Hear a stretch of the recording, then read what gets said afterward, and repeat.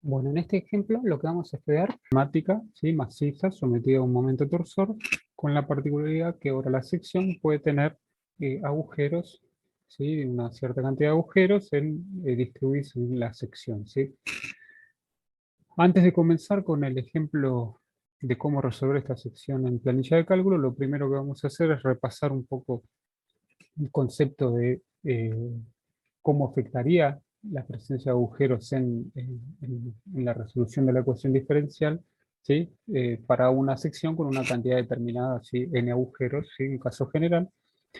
Entonces, bueno, lo que nosotros ya sabíamos es que frente a la existencia de un momento torsor aplicado en una sección, lo que se debe cumplir siempre es que, debido al efecto de que en los bordes libres no puede existir una componente de tensión de corte en la dirección longitudinal de la viga, lo que implica eso es que, bueno, en todos los contornos, los bordes libres de la sección, la tensión va a tener que ser tangente, ¿sí? Al contorno de ese agujero, de ese borde libre, ¿sí?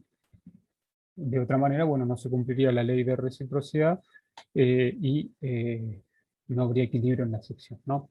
Entonces, eso es lo que traía aparejado, ¿sí? Desde el punto de vista de la función que estábamos resolviendo, ¿sí? Para el caso de torsión, era que lo que necesitábamos era que la derivada respecto a la dirección que seguía el contorno, lo que ahí denominamos con la dirección S, ¿sí? La derivada respecto a esa dirección tenía que ser nula, de modo tal que eso asegure que la tensión perpendicular al borde sea cero. ¿Qué implica eso entonces para la función f que estamos resolviendo en la ecuación diferencial? Bueno, básicamente lo que implicaba era que la función tenía que ser entonces constante todo a lo largo de ese contorno que estábamos recorriendo. Ahora bien, para el caso del borde exterior habíamos definido entonces como valor para la función un valor 0, ¿sí? Y a partir de ahí entonces, como tenía que ser constante en todo el borde, era 0 en todo el contorno de la sección. ¿Qué sucede ahora? Ahora tenemos una cierta cantidad de agujeros para los cuales esta condición de que la función f tiene que ser constante se tiene que seguir cumpliendo, pero ¿qué sucede ahora? Que sea constante la función en ese borde no necesariamente implica que sea el mismo valor en todos los agujeros e incluso en el borde, ¿sí? Ya la función no necesariamente tiene que valer 0 en ese contorno y en particular no lo va a valer, ¿sí? Y cada agujero puede tener un valor distinto en su contorno de la función que estamos resolviendo, ¿sí? Entonces lo que vamos a estudiar es cómo podemos resolver la ecuación diferencial y obtener el valor también de la función en esos contornos de los agujeros, ¿sí?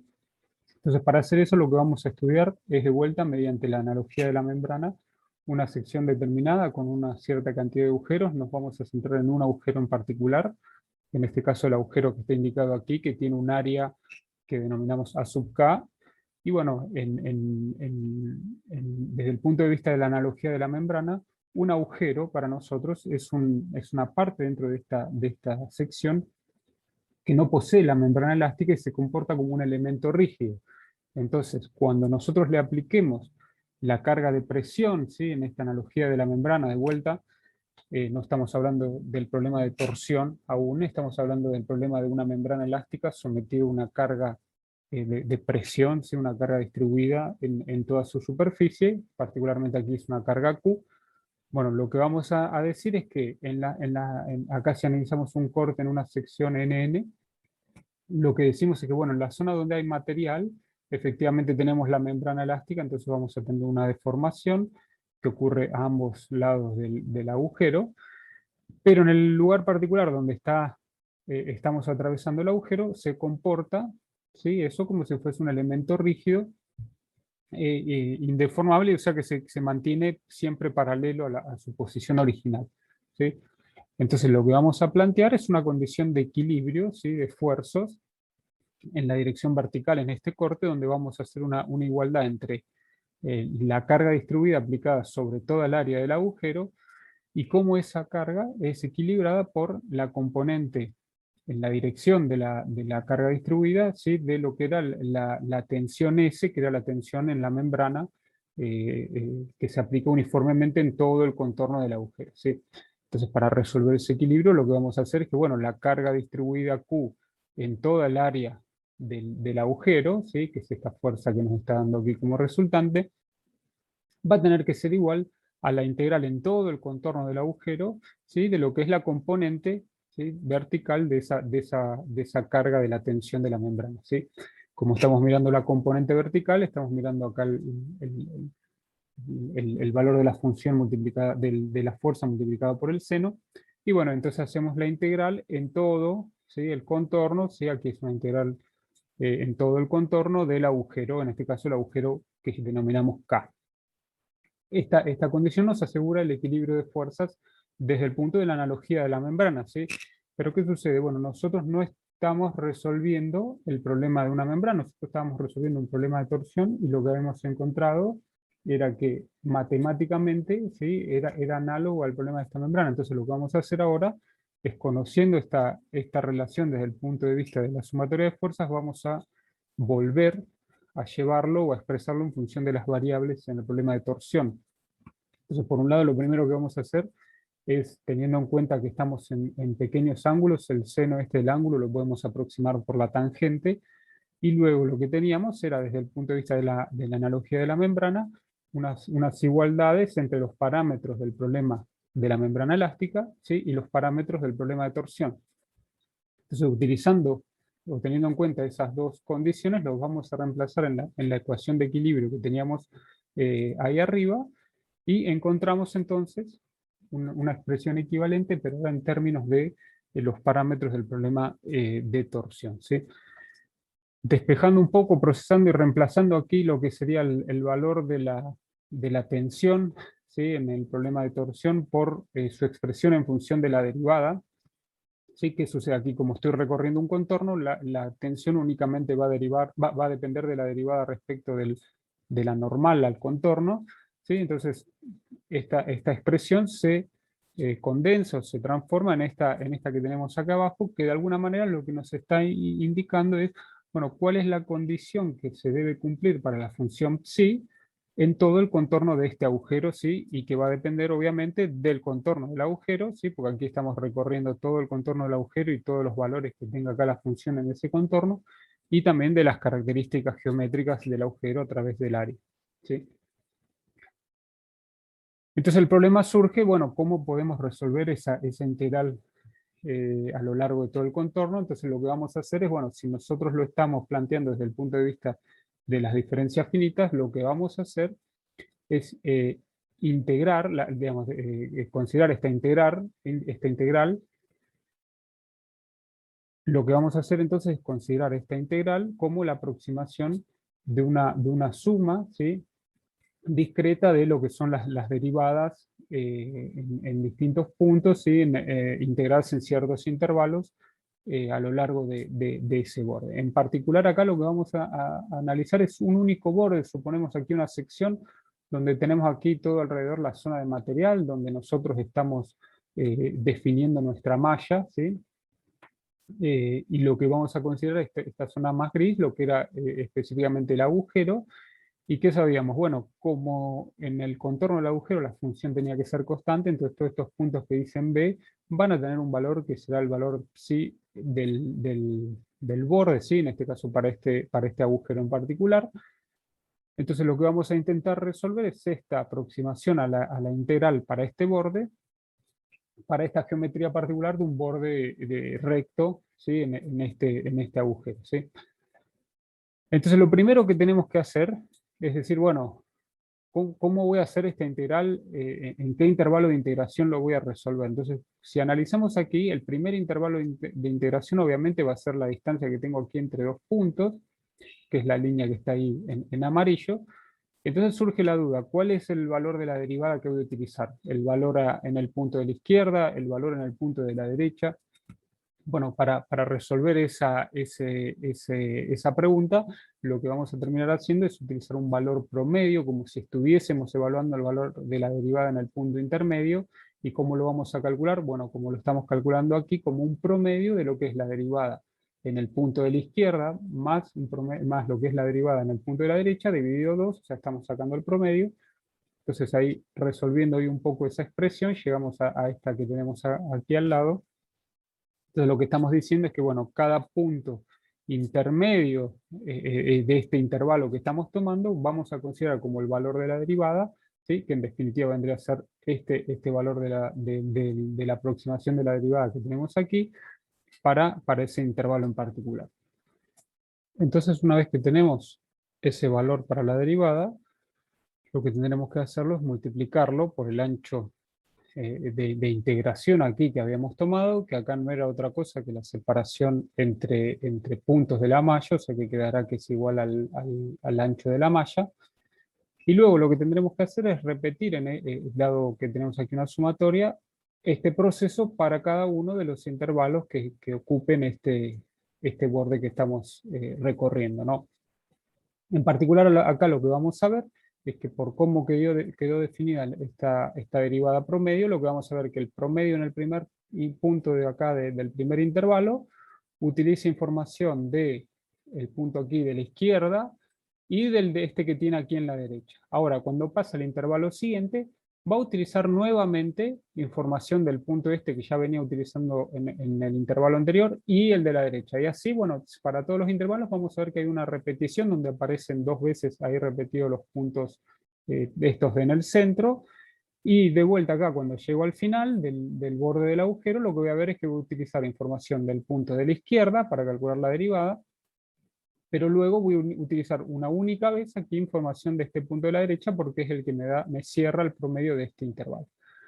Entonces, si esa expresión, esta expresión general la consideramos ahí dentro de la sumatoria, y teniendo en cuenta esto que les decía recién, lo que podemos simplificarla es de cierto modo considerar ese hecho de que los puntos aquí de los extremos, que los vamos a denominar vértices, aparecen una única vez dentro de lo que eran las sumatorias, mientras que los puntos centrales, que los vamos a denominar los puntos en el lado, se repetían dos veces. Bueno, haciendo un poco de álgebra en esa expresión y considerando eso, lo que vamos a ver es que la expresión la podemos simplificar, como les decía, de esta manera, donde básicamente tendremos que hacer la sumatoria del valor de la función en estos puntos extremos, dividido 2, sumado a todos los puntos y los valores de la función en todos los puntos estos centrales, que son los puntos de este lado. Y luego, bueno, quedaba aquí el hecho de que teníamos que restar el valor de la función del borde para cada uno de los casos. Bueno, entonces eso también lo podemos expresar de manera genérica como que son la cantidad de puntos en los lados más 1, son las cantidades de veces que va a estar restando aquí el valor de psi. Aquí el tema de los 2, bueno, hubo ahí un poco de álgebra, entonces este 2 está ahí dividiendo, lo pueden después revisar un poco ahí el álgebra, ¿no? Entonces, teniendo en cuenta esta expresión general para la integral, en definitiva, a lo largo de este borde, lo que podemos hacer en el caso que tengamos un agujero rectangular es extender esta definición, ¿sí?, a todo el contorno, ¿sí?, a todo el contorno del agujero. En este caso aquí el agujero es un agujero, particularmente acá era cuadrado, puede ser rectangular, no hay limitación. Lo que sí tiene que ser de esa forma, ¿sí?, rectangular, alineado ahí con la malla. Entonces lo podemos representar en forma general de la misma manera que recién, donde vamos a tener la sumatoria del valor de las funciones en lo que vamos a denominar vértices, donde los vértices son básicamente, si tomamos la esquina del agujero, son los puntos inmediatos arriba y a la derecha o arriba y a la izquierda, ¿sí?, donde tenemos material hacia afuera del agujero, son los que vamos a denominar los vértices. Luego el punto de los lados de vuelta van a ser los puntos centrales, ¿sí?, entre esos dos vértices, son los puntos que nos quedan definidos. Fíjense que estamos hablando de los valores de la función no sobre el borde del agujero, que ya sabemos que son todos iguales, sino los que están inmediatamente después, que son los que usamos para calcular la derivada, ¿sí? Y luego lo que era la función psi en el borde, bueno, va a aparecer ahora como la cantidad de puntos en los lados, o sea que, pero ya son en plural, o sea, son la suma de todos estos puntos. En este caso tenemos 3, 6, 12 puntos, o sea que aquí el número sería 12 puntos más 4. Bueno, dividido 2, y ya cuando eso lo llevamos a la expresión general que habíamos deducido a partir de la ecuación de equilibrio, lo tenemos que igualar a menos 2 veces el área del agujero, ¿sí? En este caso es el área con dimensiones, la longitud del ancho y la altura aquí, en este caso de este agujero, ¿sí? Entonces, ¿qué podemos hacer una vez que tenemos esta expresión? Bueno, puedo despejar el valor de la función psi b de esta expresión que me quedó aquí a la derecha, ¿Y qué me queda? Bueno, me queda una expresión ya directamente para el valor de la función constante en todo el contorno del agujero, en función de que, en función de todos los valores de la función psi en todo el entorno, ¿sí?, de este agujero, ¿sí? Y obviamente condiciones geométricas del agujero en particular. Entonces, de esa manera lo que he podido hacer es, en este proceso, expresar esta función, el valor de la función del agujero en función del resto. Entonces esto me permite, en este método de cálculo iterativo que estamos teniendo, que básicamente el valor de psi b se vaya actualizando y vaya tomando el valor que tiene que tomar en función de los valores de la función en el entorno, ¿sí? Así que lo que vamos a hacer ahora entonces es aplicar este desarrollo que estuvimos haciendo a una sección en particular. Como en el encuentro pasado, vamos a analizar ahora una sección rectangular con un agujero rectangular en su interior. Tenemos aquí las dimensiones de la sección y bueno, de vuelta, dadas las propiedades del material, lo que queremos encontrar es cuánto es el momento torsor admisible para esta sección sometida a esa solicitación. Entonces, de vuelta, los pasos de análisis que vamos a tener que seguir para resolver la sección son similares a los que estuvimos viendo en el ejemplo anterior.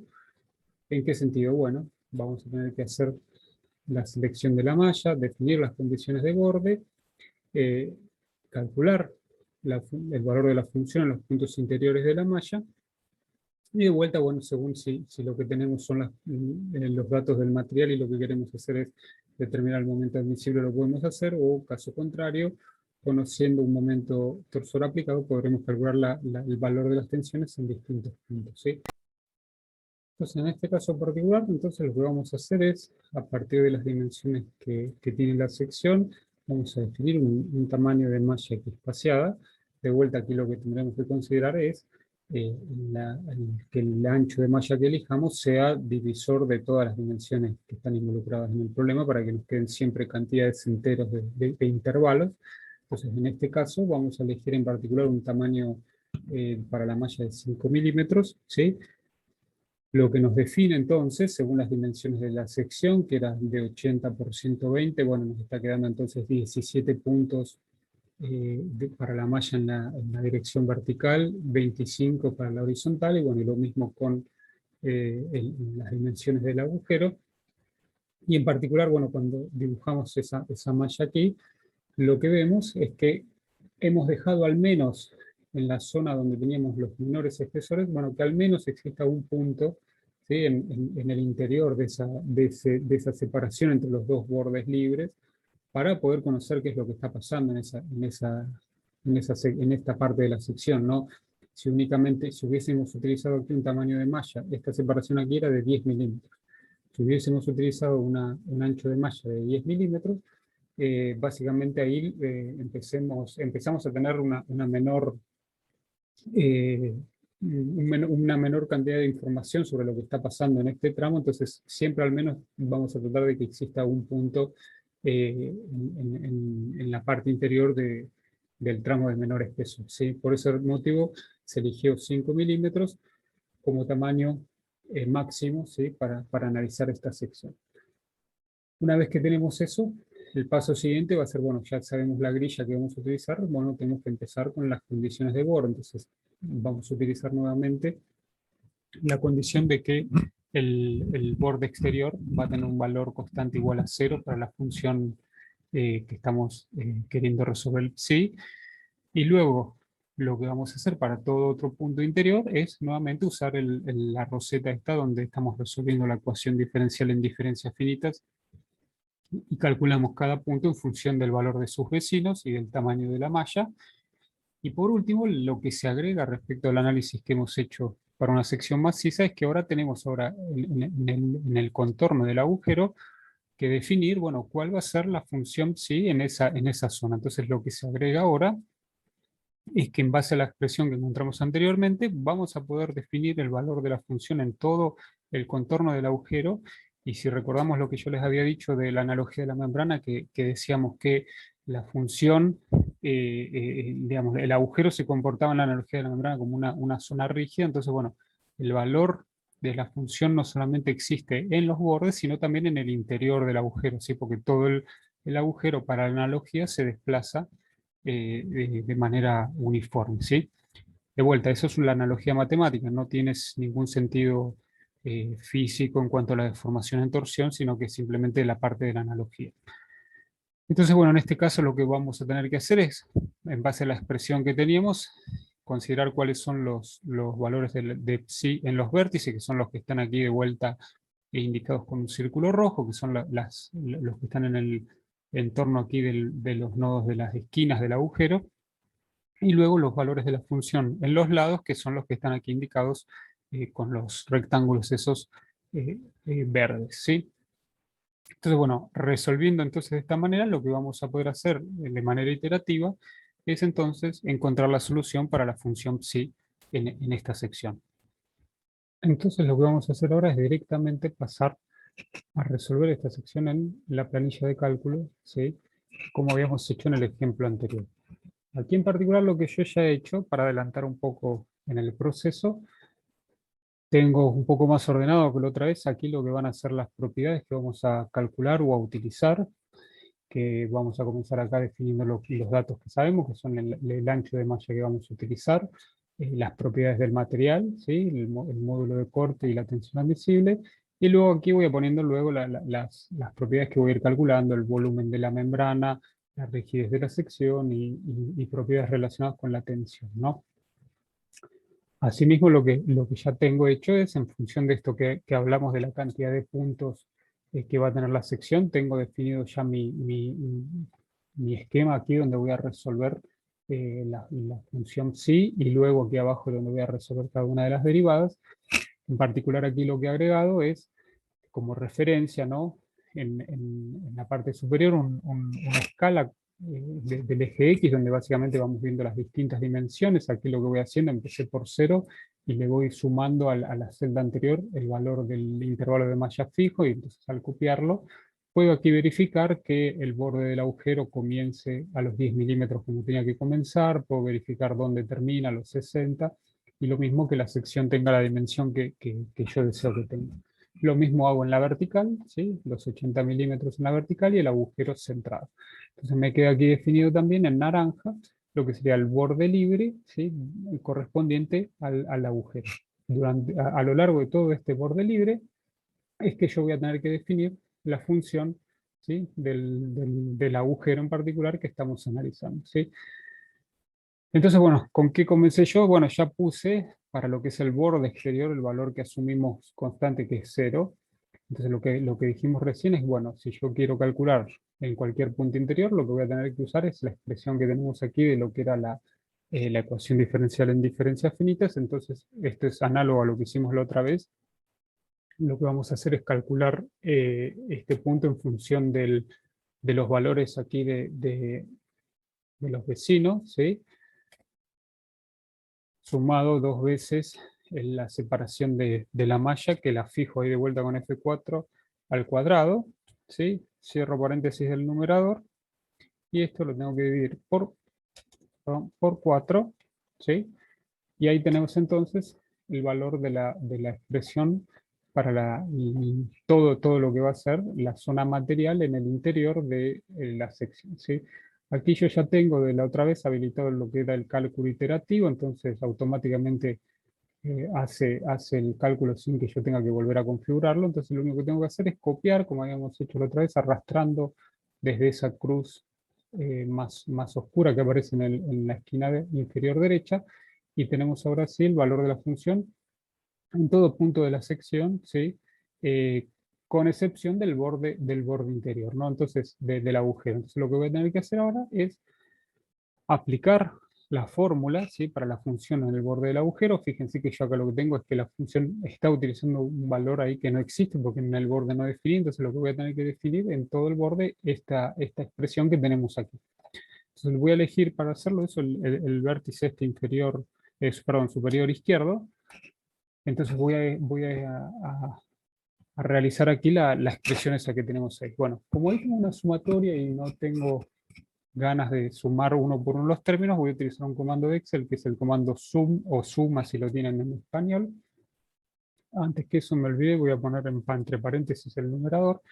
Entonces tengo ahí el comando suma, y lo que me dice es, bueno, suma los vértices. Entonces, bueno, ¿cuáles son los vértices? Lo habíamos visto hoy, son todos los puntos que tengo aquí. Entonces yo estoy cliqueando aquí, manteniendo la tecla control apretada. Entonces tengo ahí todos los puntos. Aquí tengo un problema, no me deja cliquear aquí porque tengo la expresión, así que voy a hacer un truco que es pico en el de arriba y luego me paro hasta que esté la flechita y lo arrastro uno. Entonces ahí ya cierro paréntesis y tengo la suma de todos los vértices. Luego viene el segundo término que es más 2 veces por y de vuelta una suma. ¿De qué cosas? Bueno, de todos los valores que son de lo que llamamos los lados, ¿sí? Que son básicamente todos los valores alrededor que no eran los vértices. Entonces me queda ahí definido ya estos primeros dos términos. Cierro el paréntesis de la suma, le sumo 4 veces el área del agujero. Aquí el agujero era un agujero de 40 por 50 milímetros. Entonces yo tendría que ponerlo en las unidades que estoy trabajando y me acabo de dar cuenta que yo puse aquí las unidades del ancho de malla como si fuesen de 5 centímetros, en realidad deberían ser 5 milímetros. Entonces lo que voy a hacer aquí, voy a poner bien lo que es la dimensión del agujero en centímetros, es decir, voy a poner que es de 4 de altura por 5 de ancho, ¿sí? Cierro el numerador y lo voy a dividir por 2 veces. Y ahora lo que yo tendría que hacer es contar la cantidad de puntos que hay en los lados. Entonces, de vuelta, básicamente tendría que contar todos estos puntos que están aquí envueltos en los puntos que no son de los vértices, que son de los lados. Bueno, para automatizar eso, lo que puedo hacer es utilizar un comando de Excel nuevamente que se llama contar, que básicamente cuenta la cantidad de puntos que hay en ciertas celdas. En este caso, ¿qué voy a hacer? Bueno, ya que lo tenía aquí escrito, voy a copiarme todo el argumento de la suma que había usado para los lados y la voy a copiar ahí. Entonces voy a repetir y automáticamente voy a estar contando la cantidad de puntos en los lados. A eso le sumo 8, cierro el denominador y tengo entonces ahí un valor de la función. Como les decía, yo aquí me había confundido, debo ponerlo en centímetros, entonces en realidad la dimensión va a tener que ser ahí de 0,5 centímetros y no 5 centímetros. Y si tienen dudas sobre estos comandos, siempre lo que pueden hacer es copiarlo, ¿no? Yo aquí lo estoy copiando, lo puedo volver a copiar aquí en otra celda. Entonces, por ejemplo, aquí lo que me está diciendo es, bueno, tenéis 32 celdas, entonces aquí podrían hacer ustedes la cuenta, ¿sí? Tengo aquí 9, aquí tengo otras 9, y luego los que tengo en el otro lado, que son 7 y 7, ¿sí? Entonces haciendo esa cuenta, bueno, llegamos ahí que nos da los 32 puntos y efectivamente está bien la cuenta que estamos haciendo, ¿sí? Entonces una vez que ya tengo aquí calculado la expresión de la función en el borde, yo sé que todo el resto del borde es exactamente el mismo valor. Muchas veces lo que se hace es querer copiar esto, arrastrarlo, pero ¿qué sucede? Si lo arrastramos, lo que va a pasar es que todas estas celdas que no están fijas se van a mover y no tiene sentido volver a hacer esa cuenta una y otra vez, así que lo que vamos a hacer es directamente ponerle que cualquier otra celda dentro de lo que es el borde sea igual a esta que es donde pusimos la fórmula, ¿sí? La voy a fijar. Entonces a partir de ahí lo que empiezo a copiar efectivamente es el valor ese de la función en ese borde. Se va actualizando el valor porque se va modificando toda la función en el entorno. Entonces ahí yo tendría la función, bueno, me pasé ahí, no tendría que llegar hasta la que le da el origen, ahí. Entonces tengo la función en un solo lugar, ¿sí? Y el resto replica el valor que tiene esa función. Para asegurarme aquí también que la solución ha convergido a la solución final, en caso de que este cálculo iterativo no funcione, la tecla F9 lo que hace, si yo la aprieto y la dejo apretado, verán que ahí lo que hace es volver a hacer un proceso de cálculo iterativo. Entonces yo la puedo dejar apretada hasta que los números dejen de cambiar. Y entonces tendremos ahí la solución para la función sí, ¿sí? Teniendo en cuenta ahora el agujero. Lo que vemos entonces es que ya no sucede, como habíamos mencionado, lo mismo que antes, de que el valor de la función en el borde externo, que era 0, ya en el interior es constante del agujero, pero no es nulo, ¿sí?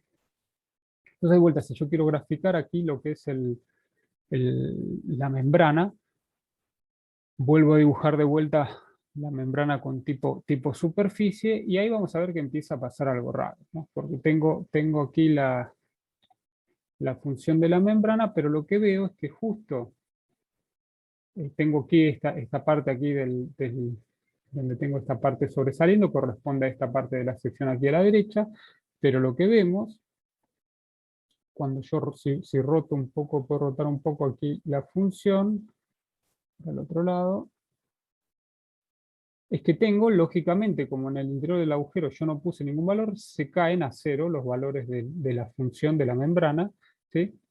Y eso no es representativo de lo que habíamos hablado de la definición de la membrana, ¿no? ¿Qué habíamos dicho? Bueno, el agujero se comporta como una placa rígida donde se mantiene el valor constante en todo su área, ¿no? Entonces, en realidad lo que me está faltando a mí acá es considerar que también en el interior del agujero tengo que respetar la condición de que la función es constante, ¿sí? Entonces ahí sí estoy respetando, ¿sí?, la condición de la analogía de la membrana, donde digo, bueno, todo lo que era el área del agujero se mantiene a un nivel constante, ¿sí?, de deformación en esta analogía, ¿no? Entonces en este caso lo tengo que tener en cuenta.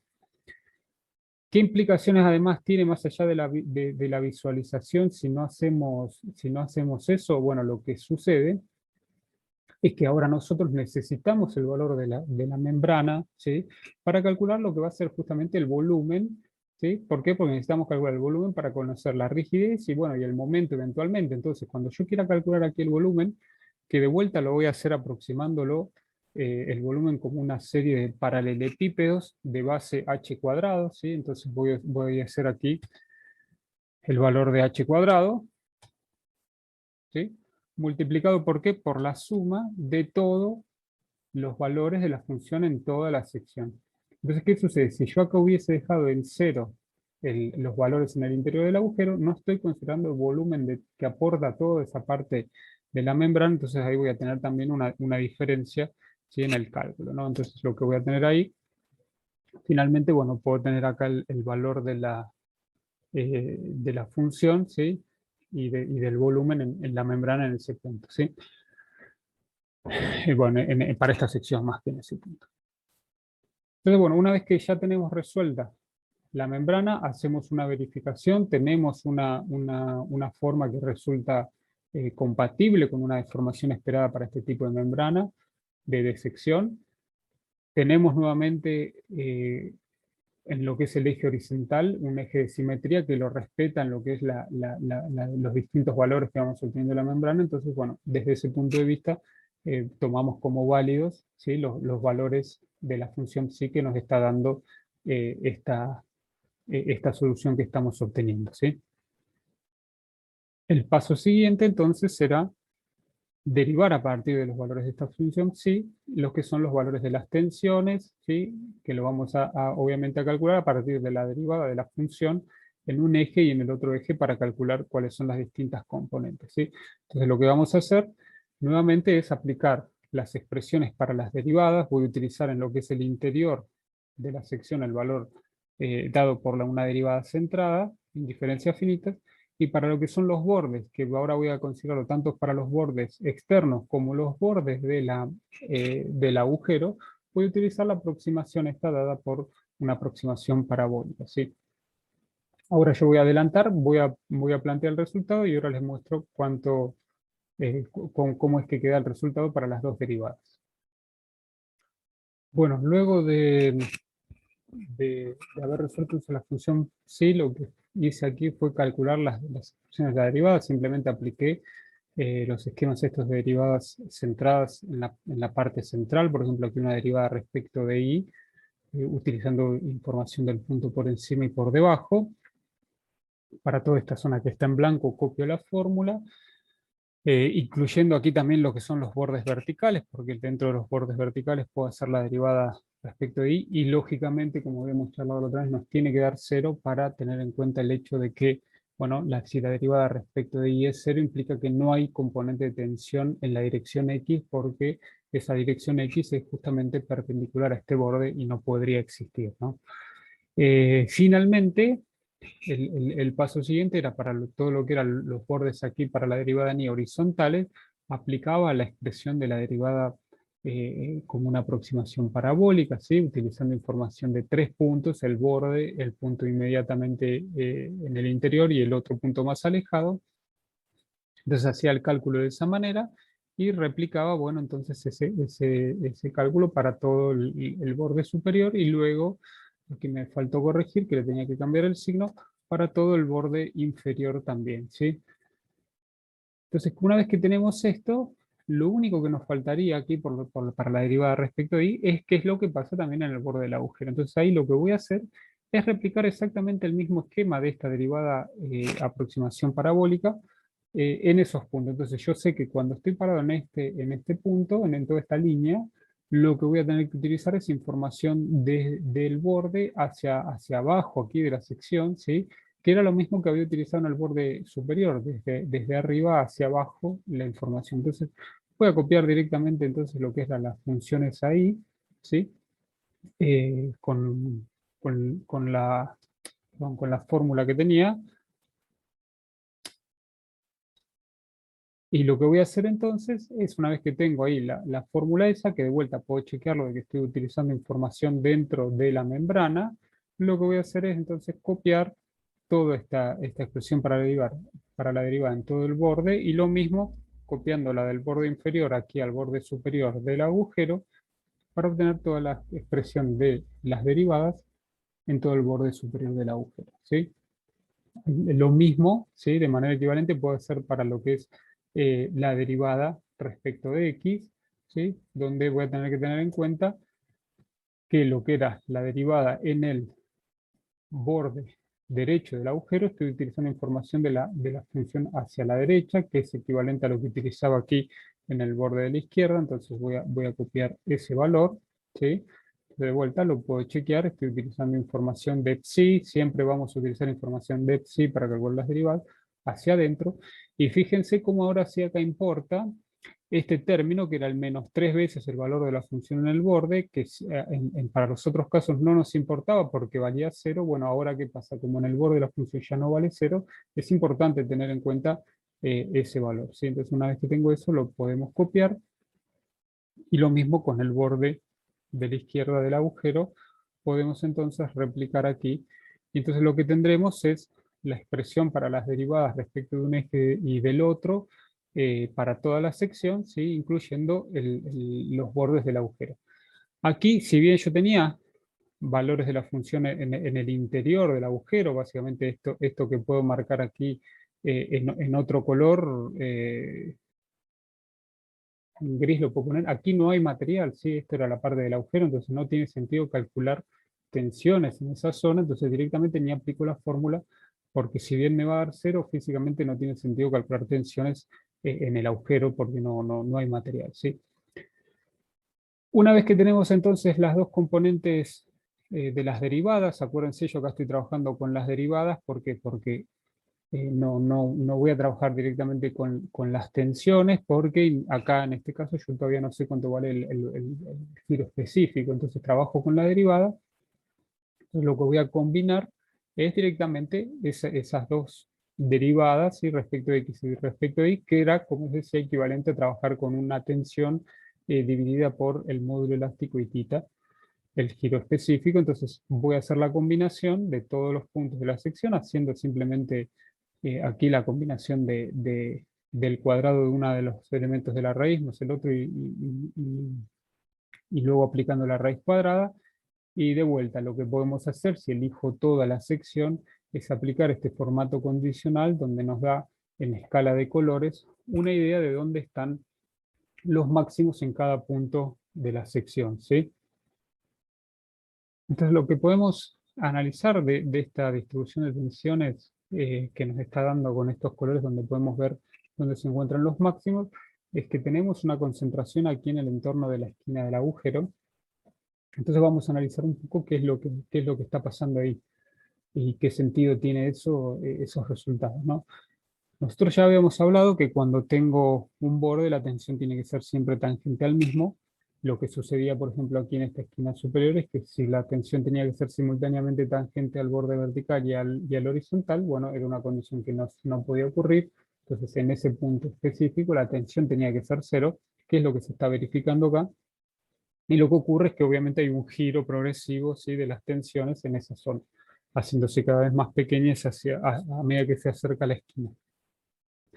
En los agujeros empezamos a ver que esa situación parece que no se está cumpliendo, porque tenemos en los 4 vértices del agujero valores para las tensiones. Cuando nosotros lo analizamos por las componentes, efectivamente vemos que existen, podemos hacer un chequeo de que no estamos cometiendo un error en el cálculo, no, estamos obteniendo aquí la derivada utilizando información válida para lo que es el cálculo de la derivada, pero bueno, hay algo ahí que está sucediendo, que está haciendo que exista un valor de tensión que no estaría cumpliendo esta condición que nosotros sabemos que tiene que cumplir, que en el agujero, en la esquina del agujero, por ser un quiebre de la tangente del borde, debería haber una imposibilidad de que la tensión exista, ¿no? Porque no puede ser tangente simultáneamente a los dos bordes. Bueno, lo que está sucediendo particularmente ahí en ese agujero, en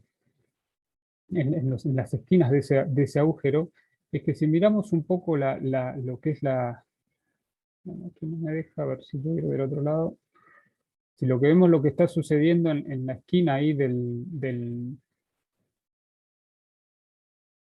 más o menos, de la membrana, ¿sí? A ver si me deja agrandarlo un poco. Lo que vemos es que la función en este punto, matemáticamente, empieza a tener un punto singular, porque ¿qué es lo que sucede? Empieza a tener que la función empieza a tener una derivada que no está definida, ¿sí? Según yo me mire de un lado o del otro, empiezo a tener a tener un quiebre, un corte en lo que es la continuidad de la derivada, y lo que sucede, lo que vamos a poder observar, es que si ustedes hacen tamaños de malla cada vez más pequeños, lo que van a observar es que, bueno, efectivamente esa singularidad, ese punto singular matemático, donde tengo ahí una esquina donde la función tiene un salto brusco en su pendiente, lo que va a suceder es que a medida que ustedes hagan la malla más fina, lo que van a observar es que cada vez ese pico de tensión es cada vez más elevado, o sea, no se resuelve este problema achicando la malla, sino que todo lo contrario, lo que van a tener es localizado un pico de valor de ahí de la derivada y luego va a caer a valores más bajos, ¿sí?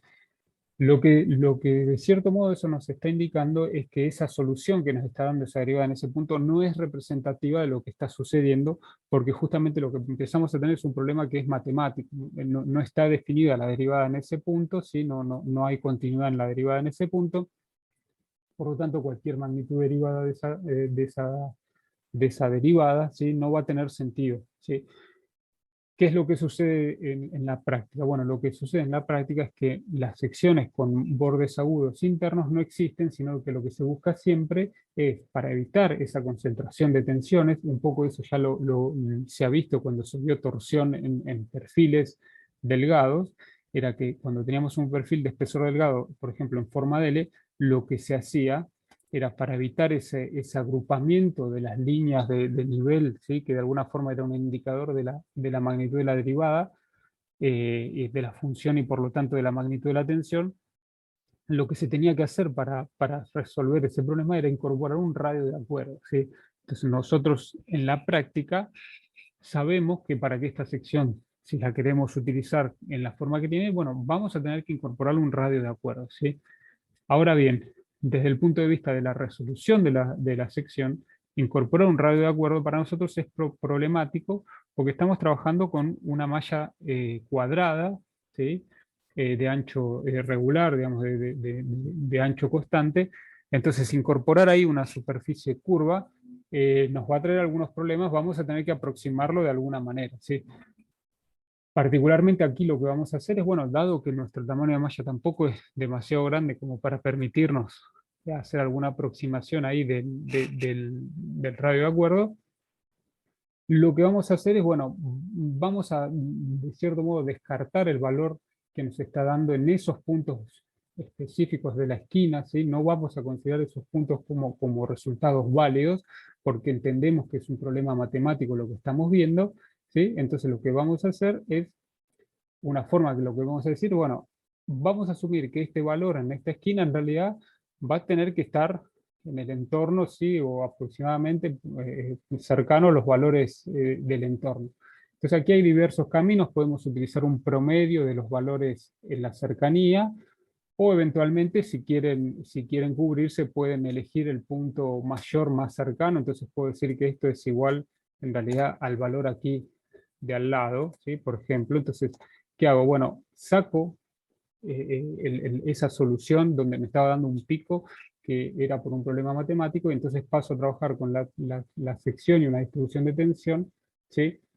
Donde el máximo va a reflejar una posición donde efectivamente puede ocurrir. En este caso vemos que el máximo se corrió de esta esquina a una zona aquí del borde donde teníamos el menor espesor, ¿sí? Entonces eso es lo que vamos a hacer para mitigar ese problema, que de vuelta es un problema numérico. Podría hacerlo también aquí en este entorno, pero bueno, como no era el punto más solicitado, me focalizo en solucionarlo aquí en esta zona del problema, porque a partir de acá es donde nosotros vamos a obtener la información que necesitamos para determinar el valor del momento admisible, ¿sí? Entonces, bueno, para hacer eso, si vuelvo aquí al resumen que tenía, bueno, me había faltado aquí calcular lo que sería la rigidez de la sección, lo puedo calcular, básicamente va a ser 2 veces el módulo elástico por el volumen ese que acabamos de calcular recién. Entonces me está dando ahí una cierta magnitud, y entonces entro aquí en la parte del análisis tensional. Entonces me dice, bueno, ¿cuál es tu máxima derivada combinada, no? Entonces ahí yo lo que hacía era, voy a calcular que Excel me diga cuál es el máximo de qué cosa, bueno, de eso, de la máxima combinada de las raíces. Entonces eligiendo toda esta zona, me va a dar este valor que tenemos ahí de 7,67, 7,75 ahí, que era el máximo, ¿sí? Y entonces, una vez que tenemos el valor máximo para esa combinación de las derivadas, lo que podemos hacer, si recordamos lo que habíamos hecho en el encuentro pasado, lo que teníamos era que, bueno, si yo ya tengo aquí el máximo valor para esta combinación de las tensiones, sé cuál es el valor de la tensión admisible y sé cuál es el módulo de corte, bueno, lo que puedo obtener entonces es con esta expresión el valor de el giro específico admisible, ¿sí? Entonces lo que vamos a hacer es, perdón, ahí utilizar para calcular eso, entonces el giro específico admisible, que como vimos va a ser el valor de la tensión admisible dividido, ¿sí?, el módulo de corte multiplicado por esta máxima valor de la raíz, ¿sí?, de las derivadas combinadas, ¿sí? Entonces aquí obviamente no me da 0 porque es un número más pequeño. Entonces, una vez que obtenemos el valor del giro específico admisible, con esta otra expresión que teníamos acá, ¿qué podíamos hacer? Bueno, podemos entonces calcular haciendo el 2 veces por el módulo de corte, por el valor de θ admisible, ¿sí?, por el volumen de la membrana, podemos obtener entonces ahí lo que va a ser el valor del momento torsor admisible para esta sección. Y como habíamos hecho la otra vez, lo que yo puedo hacer una vez que tengo el valor de momento, el valor del giro específico admisible, lo que podré hacer es, entonces, bueno, yo acá tenía la tensión dividido g θ, bueno, lo que voy a hacer entonces para tener la distribución punto a punto es multiplicar el valor de la raíz combinada por justamente el valor de g, que lo fijo, y el valor del θ admisible, que ahora lo sé porque lo acabo de calcular, ¿sí? Entonces, haciendo ese producto y copiándolo, a ver, bueno, a ver si lo podemos, ¿a qué dimensiones tiene? Sí, ahí estamos. Entonces tengo esta distribución de tensiones que de vuelta la voy a colorear, voy a repetir el mismo esquema de colores que arriba. Toda esta parte no tiene sentido físico, ¿sí? Entonces lo voy a poner en blanco. Entonces, de vuelta, lógicamente, ¿qué pasaba? Nosotros habíamos dicho que aquí estaba la zona más solicitada. Efectivamente, aquí estoy, ahora que le estoy aplicando ese valor de momento admisible, con el que me da ese valor del giro específico admisible. Bueno, lógicamente aquí es donde se produce el valor de tensión 1500, que era igual al valor de la tensión admisible, ¿sí? Entonces, bueno, de este modo hemos podido resolver la sección con un agujero, ¿sí?, partiendo, digamos, del desarrollo e incorporando la condición particular para ese agujero. Una cosa que no vimos en el ejemplo anterior fue, bueno, ¿cómo puedo aprovechar yo esta información y las derivadas para calcular, de cierto modo, lo que va a ser la distribución de tensiones en la sección, en algún corte en particular? Entonces, supongamos que yo quiero de mi sección realizar un corte así longitudinal, ¿sí?, a lo largo de este eje mayor, y verificar cuál va a ser la distribución de tensiones, en este caso perpendicular a este corte, o sea, la tensión en la dirección de Y, ¿sí? Entonces, para eso yo lo que voy a hacer es graficar lo que es la derivada, ¿sí?, respecto de X, que me da la componente de tensión en Y, a lo largo de esa línea, ¿no? Entonces, para hacer eso, yo lo que puedo hacer es insertar un gráfico, un gráfico de estos no sé cómo se dirá en español, de puntos, ¿sí?, y líneas. Entonces lo que vamos a hacer, bueno, ahí me agarró algo, lo que yo tenía elegido arriba, voy a modificarlo eso, voy a elegir aquí, seleccionar los datos de origen. Entonces lo que voy a usar, lo que yo quiero hacer es un gráfico en el eje X tenga la coordenada de la sección y en el eje Y tenga la magnitud de la tensión o para este caso de la derivada. Entonces lo que voy a hacer es, para el valor de eje X, voy a elegir este eje que yo había elegido con las dimensiones, entonces me voy a aprovechar de eso. Y los que son los valores de la tensión, lo que voy a agarrar es los valores de las derivadas en la zona donde yo quiero hacer el corte, ¿sí? Entonces lo que voy a hacer es ese corte ahí, y aquí lo que puedo hacer, le voy a poner un nombre, bueno, le voy a poner básicamente lo que estoy calculando, que era esa celda de ahí, exactamente. Entonces, bueno, obviamente esto va a reflejar lo que es la distribución de tensiones. Entonces aquí lo que vemos, si yo le hago algún tipo de agregado, lo que estamos viendo es que de alguna manera nos está representando aquí de vuelta lo que es una distribución de tensiones que en un lado del agujero, aquí en esta zona que no hay nada es porque está el agujero, estoy teniendo una distribución de tensiones de ese estilo, y del otro lado lo que voy a tener es, por un lado, en la parte exterior de la sección, de vuelta aquí una distribución de tensiones que por el signo me está dando hacia arriba. Fíjense que no es lineal, ¿sí? Fíjense que esta curva azul tiene no es una recta, tiene una cierta curvatura. Y lo que vemos que existe es que en cierto punto se produce un cambio de la circulación de las tensiones, ¿sí?, para esta sección en particular, ¿sí?, en torno del agujero. Entonces, ¿qué estamos viendo? Si yo eso lo quiero pensar mirándolo aquí, ¿no? También mirándolo aquí como signos, lo que estamos viendo es que tenemos, por un lado, un efecto donde lo que hay es ahora lo voy a graficar con la otra componente de tensión, ¿no? Pero lo que estamos teniendo es, de cierto modo, un flujo, ¿sí?, de las tensiones donde está teniendo, por un lado, esta magnitud acá, esta flecha es lo que yo estaba graficando, de cierto modo.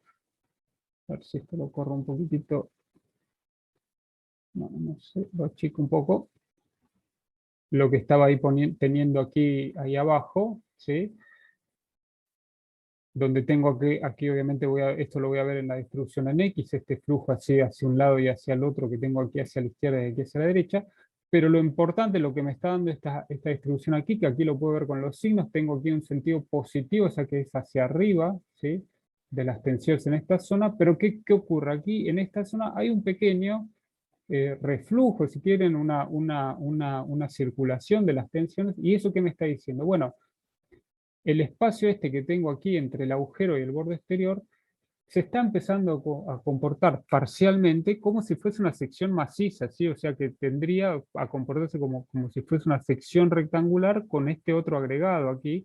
Entonces, de ahí es que viene este efecto del reflujo, y obviamente, a medida que el tamaño del agujero cambie, si yo aquí agrandase el agujero y lo llevase más hacia afuera, lo pueden probar, ustedes pueden jugar cambiando los tamaños de los agujeros, tendrán que cambiar la función psi y las derivadas según como corresponda.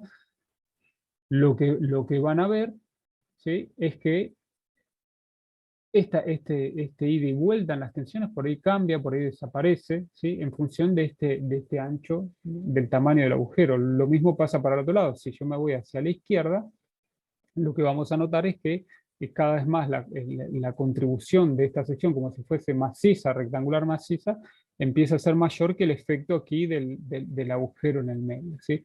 Pero bueno, esas son cosas que se pueden ver, ¿sí? Al realizar estos gráficos. Lo mismo yo podría hacer, digamos, para confirmar esto que estamos diciendo, en un corte vertical, ¿no? Entonces yo podría hacer el mismo trabajo que hicimos recién, insertando un gráfico. Pero ahora lo que voy a hacer, esperen que no sé dónde me lo puso, de vuelta. Aquí si no eligen nada, en general él elige, entonces suele ser ahí un problema. Aquí lo voy a sacar todo. Yo para que ustedes vean cómo sería si lo quieren hacer ustedes. Aquí lo que voy a dibujar es la derivada ahora respecto de X. Perdón, respecto de Y para ver las tensiones en X. Entonces yo lo que puedo hacer es graficar ahora sí en el sentido de X. Voy a querer calcular las tensiones. O sea que, por ejemplo, puedo hacer aquí un corte en esta zona. Y teniendo en cuenta para lo que es en el eje Y, lo que es la coordenada, ¿sí? Entonces, de ese modo, lo que voy a obtener es un gráfico, si no me equivoqué, ahí va. Entonces, lo que estoy teniendo es un gráfico que, fíjense, tengo aquí la altura de la sección desde 0 hasta 8, y lo que me está dando de cierta manera, bueno, aquí lo que tengo es que tengo el eje cambiado, ¿no? El 0 empieza desde arriba, entonces me queda dado vuelta. Me queda dado vuelta, a ver si lo doy vuelta yo. Empiezo con el 0 para no tener problemas ahí con la representación gráficas y que me coincida. Ahí estamos. Entonces, fíjense que se me dio vuelta ahora el dibujo. ¿Por qué? Porque ahora lo que voy a hacer es, de vuelta, si lo quiero representar, lo que estoy viendo aquí en esta zona que es negativa, lo que estoy viendo que en esa zona las tensiones están yendo hacia la izquierda, ¿sí? Tengo un flujo hacia la izquierda, que era lo que estábamos dibujando recién más abajo. Y luego, en la otra parte de la mitad inferior, acá fíjense que se cumple la condición que decíamos de simetría, tengo el flujo hacia el otro sentido, ¿no? Entonces está de vuelta eso que hablábamos. Perdón, se me quedaron las flechas. Está el tema este de el efecto de simetría por un lado, ¿sí? Lo pongo aquí al costado. Y a su vez lo que me permite hacer esto es, por ejemplo, ¿qué pasa? Yo esto lo puedo comparar con algún otro gráfico, lo puedo comparar con el mismo gráfico, ¿sí? Pero ahora cortando en otra zona, ¿no? Entonces, esperen que no me deja ahí elegirlo, ahí va. Si yo en vez de hacer el corte aquí, yo toqué ahí sobre la curva, voy moviendo estos datos, lo que me va teniendo en cuenta es justamente cómo varía la componente de la tensión, aquí en este caso es la componente horizontal de la tensión, ¿sí? Hasta que, por ejemplo, si me meto dentro del agujero, ¿qué voy a tener? Bueno, me desaparece en la zona central las tensiones, y fíjense lo interesante también, si yo pudiese, si lo superpongo con este que tengo aquí, lo que vemos en rojo era lo que tenía en un corte por aquí, y en este azul es lo que tengo en el agujero. Lo que vemos es como en la zona donde el espesor se hizo más delgado, la tensión se empieza a linealizar, ¿sí? Empieza a tener una forma lineal que antes no la estábamos registrando en la otra zona donde teníamos una sección más maciza. Entonces ahí venía también la hipótesis de que a medida que el espesor se hace cada vez más delgado, en una sección con un agujero, la tensión en